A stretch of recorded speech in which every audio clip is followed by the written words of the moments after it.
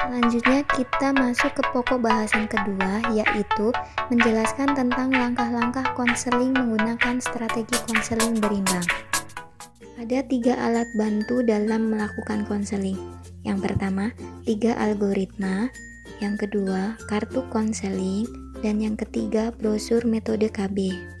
Kita lihat ya ibu-ibu, ini adalah salah satu contoh dari algoritma.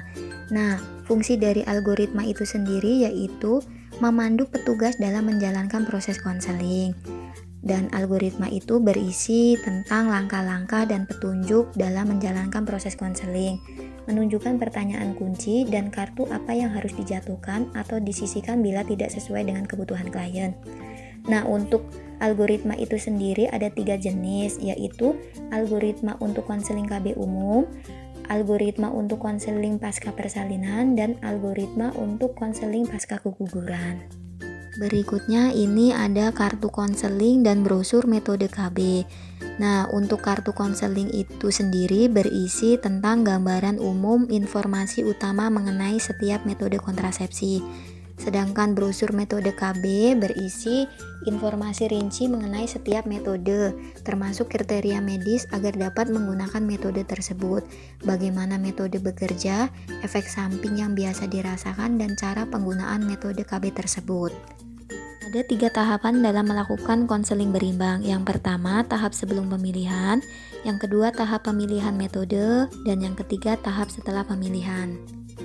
Sebelum pemilihan terdapat beberapa pertanyaan kunci untuk mengawali konseling.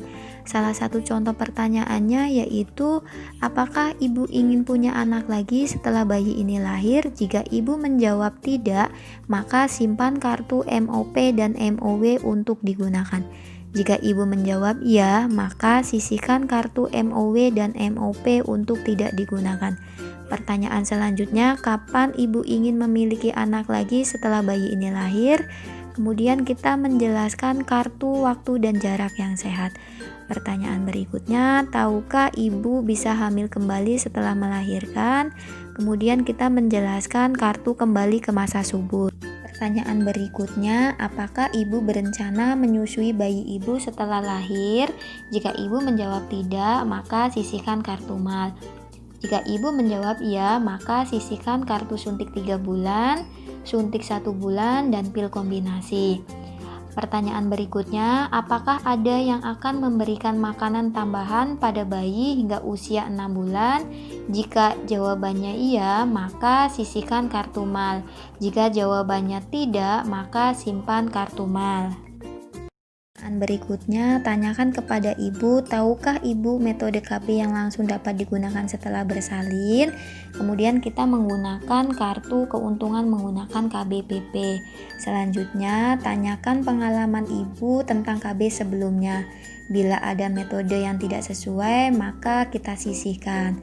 Selanjutnya, kita tanyakan apakah ibu bersedia mengikuti konseling. Jika ibu menjawab tidak bersedia, maka kita akhiri konseling. Jika ibu menjawab bersedia, maka kita akan melanjutkan konseling ke tahap selanjutnya. Di tahapan pemilihan metode, tugas yang pertama kita lakukan yaitu menjelaskan gambaran umum setiap metode yang sesuai berdasarkan jawaban klien. Kemudian kita mengurutkan metode berdasarkan efektivitasnya. Selanjutnya kita membacakan informasi dari kartu yang tersisa sesuai dengan kebutuhan klien. Jika klien masih bingung, ulangi konseling dengan informasi yang lebih jelas. Di tahapan setelah pemilihan, tugas kita yaitu menggunakan brosur metode untuk memberikan informasi lengkap mengenai metode yang telah dipilih kepada klien. Kemudian kita kembali ke tahap pemilihan metode untuk membantu klien memilih metode lain jika klien memiliki kondisi yang membuat metode ini tidak disarankan. Tapi jika sudah sesuai, maka kita langsung catat hasil konseling.